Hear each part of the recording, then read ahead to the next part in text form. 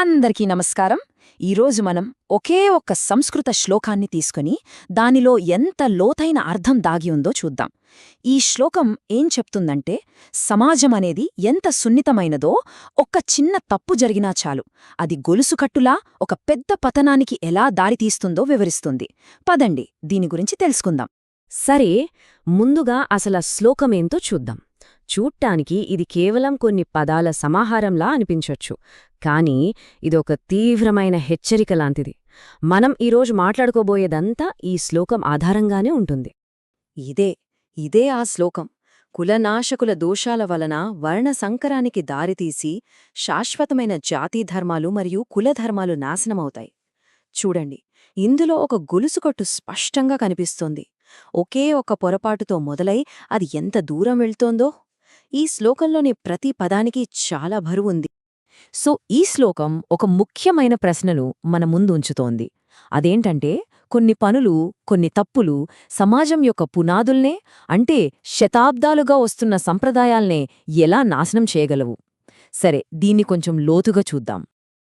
అయితే ఈ శ్లోకం చెప్పే విషయాన్ని పూర్తిగా అర్థం చేసుకోవాలంటే ముందుగా అందులోని కొన్ని ముఖ్యమైన పదాలకి అర్థాలు తెలియాలి. అసలు దేని గురించి మాట్లాడుతున్నాం, వేటిని కాపాడాలని ఈ శ్లోకం చెబుతోంది? ఆ విషయాలు ఇప్పుడు చూద్దాం. మొదటది కులధర్మం. కులధర్మం అంటే ఏంటి? సింపుల్గా చెప్పాలంటే, ఒక కుటుంబంలో తరతరాలుగా పాటిస్తున్న సంప్రదాయాలు, వాళ్ల వంశాచారాలు అనమాట. ఇది చాలా స్పెసిఫిక్, కేవలం ఆ కుటుంబానికి మాత్రమే సంబంధించింది. ఇక రెండవది జాతిధర్మం. ఇది కేవలం ఒక కుటుంబానికి సంబంధించింది కాదు, ఇది ఇంకా పెద్దది. అంటే ఒక మొత్తం సమాజం లేదా ఒక సమూహం పాటించే నియమాలు, వాళ్ల విధులు, వాళ్ల సంప్రదాయాలు. సో ఇది చాలా విస్తృతమైనది. సరే, కులధర్మం, జాతిధర్మం గురించి తెలుసుకున్నాం కదా. ఇప్పుడు ఈ శ్లోకంలో చెప్పిన అస్సలు సమస్య దగ్గరికి వద్దాం. అదే వర్ణసంకరం.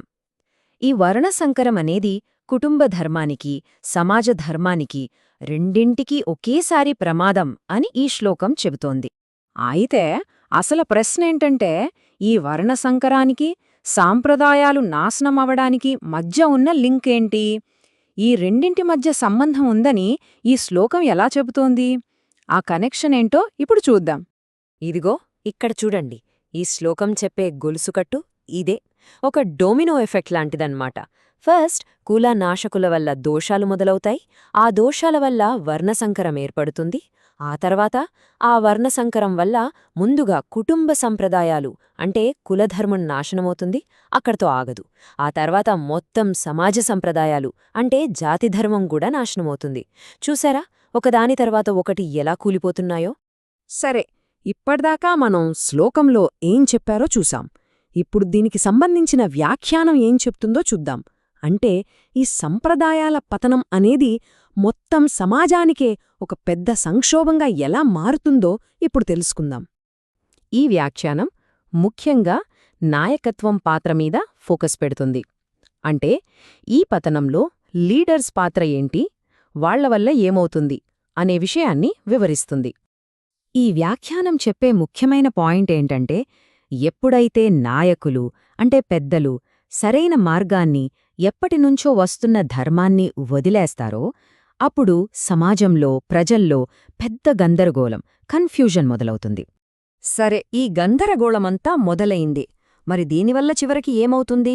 అంతిమ ఫలితం ఏంటి? వ్యాఖ్యానం ప్రకారం ఏం జరగబోతోంది? ఫలితం చాలా తీవ్రంగా ఉంటుంది. ఈ గందరగోళంలో పడిపోయి ప్రజలు వాళ్ల జీవితం యొక్క అసలు ఉద్దేశాన్నే మర్చిపోతారు.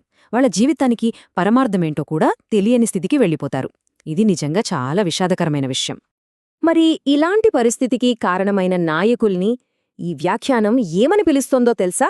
అంధులు, అంటే కళ్ళుండి చూడలేని గుడ్డివాళ్లు అనర్థం. ఇది చాలా సూటీగా, బలంగా చెప్పిన మాట. సో ఈ వ్యాఖ్యానం నుంచి మనం తీసుకోవాల్సిన ముఖ్యమైన పాయింట్ ఇదే.